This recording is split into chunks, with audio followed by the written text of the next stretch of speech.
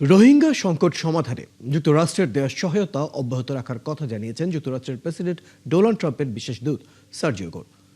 বাংলাদেশ সফরের দ্বিতীয় দিনে কক্সবাজারে বিভিন্ন রোহিঙ্গা ক্যাম্প পরিদর্শন করে সেখানকার সেবা কার্যক্রমে সন্তোষ জানান তিনি।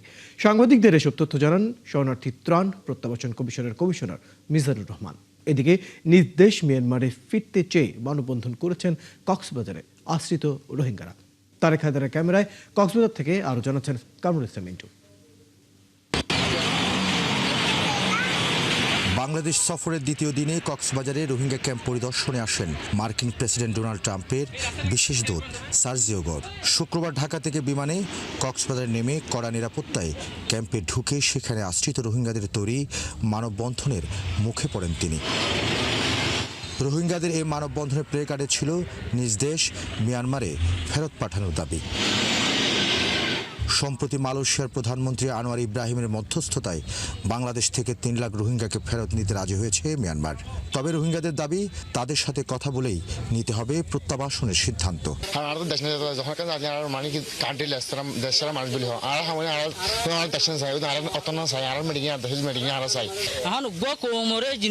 যদি তারা তোমার রিকগনিশন দিয়ে তারা তো প্রোটেক্ট করানোর রেসপন্সিবিলিটি আছে। প্রত্যেকখান দেশে যারা বড় বড় দেশ আছে তারা সাথ দিলে আর গান মামলা ইয়ান রই তারা সলভ করে পারিব। বক্তব্য ইয়ান দিয়ে দিই আর সাইড দিয়ে আর দেশের মাঝে আর হক কান লয়নে আর যে নাকি হার উগ্র নাগরিক যে দেশের মাঝে থাকে দেশের একখান ফান্ডামেন্টাল রাইট ইনলে সেফটি সিকিউরিটি ইনফরমেশন ফেলাইলে। পরে মার্কিন রাষ্ট্রদূত এইচ.ই. ব্র্যান্টি ক্রিস্টেনসেনের নেতৃত্বে 14 জনের প্রতিনিধি দল উখিয়ার 17 নম্বর ক্যাম্পের সৌচ্চ টাওয়ার থেকে পুরো রোহিঙ্গা ক্যাম্পের পরিস্থিতি পর্যবেক্ষণ করেন।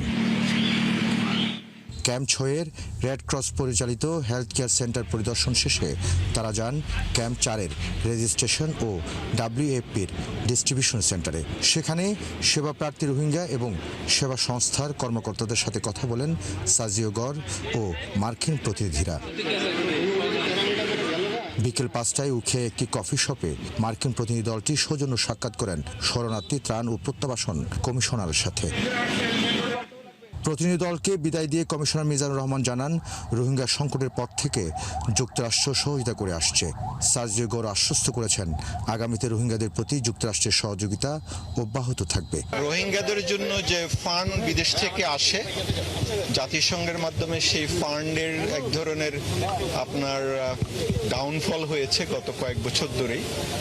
তো এই পর্যায়ে মার্কিন যুক্তরাষ্ট্র সবসময় এখানে 1 নম্বর দাতা দেশ হিসাবে কাজ করে আসছে 2017 সাল থেকে।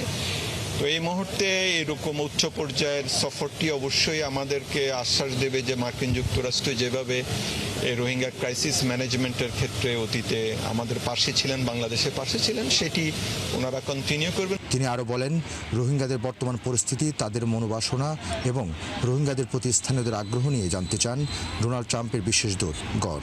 মিজানুর রহমান জানান, ক্যাম্প ঘুরে ও মানবিক সেবা কার্যক্রম দেখে সন্তোষ প্রকাশ করেছেন ডোনাল্ড ট্রাম্পের বিশেষ দূত। বললেন যে স্থানীয়দের মনোভাব কিরকম ওদের ব্যাপারে। তো আমি বলেছি স্থানীয়দের প্রথম দিকে খুবই ভালো মনোভাব ছিল, তারাই তো ফার্স্ট রেসপন্ডার ছিলেন।